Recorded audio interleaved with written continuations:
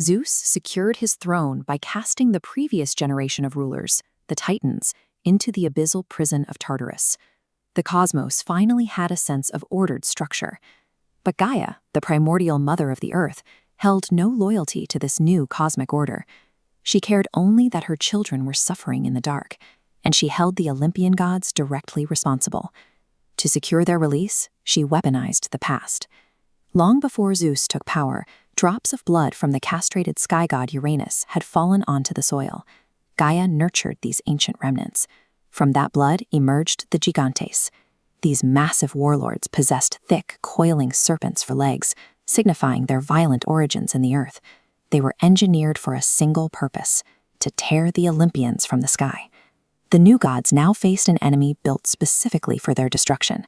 The Olympians had taken power through violent rebellion, and the earth was turning that exact cycle against them. The ensuing conflict, the Gigantomachy, was apocalyptic. Warlords like Alcyoneus and Porphyrion laid siege to the heavens, ripping up entire mountains and hurling them aflame toward the divine gates. As the gods mounted their defense, an oracle revealed a terrifying prophecy. No matter how much blunt force the Olympians applied, the giants were completely invulnerable to divine weapons. Gods exist in a state of permanence. They possess the strength to wound or imprison, but they lack the capacity to kill. That finality belongs exclusively to mortals, whose very definition is tied to the threshold of death. Sensing her offspring's vulnerability to human weapons, Gaia scoured the surface of the earth for a specific magical herb.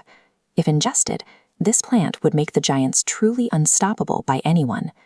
Zeus reacted immediately.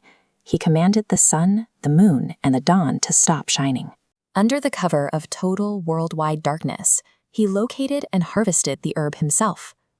To protect their absolute authority, the creators of the universe had to rely on the exact limitation they were defined against: mortality. The Olympians reached down to the mortal realm and pulled up Heracles. He brought the crude, unyielding physical trauma needed to finish the job. The battlefield turned into a brutal relay race.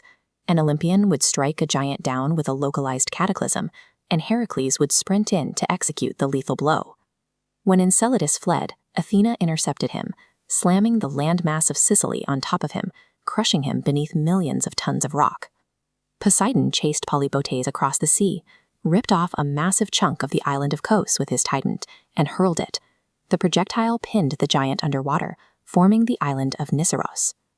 Porphyrion, the king of the giants, nearly overpowered Hera. Zeus struck him point blank with a thunderbolt, knocking him out of the sky. In every encounter, the divine impact was incomplete. Heracles stood ready, firing poison-tipped arrows that severed the giant's ties to the living world.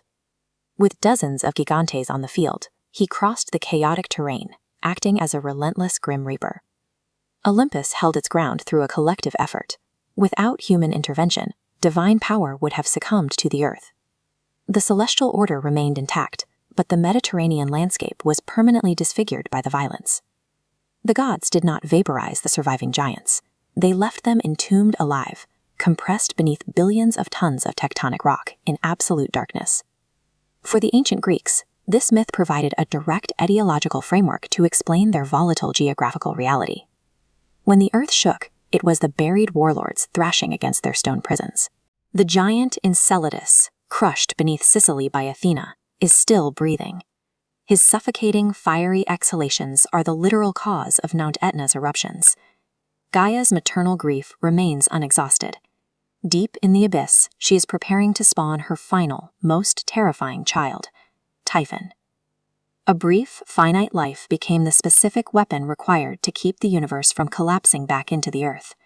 The survival of the gods depended entirely on the one thing they lacked: the power to die.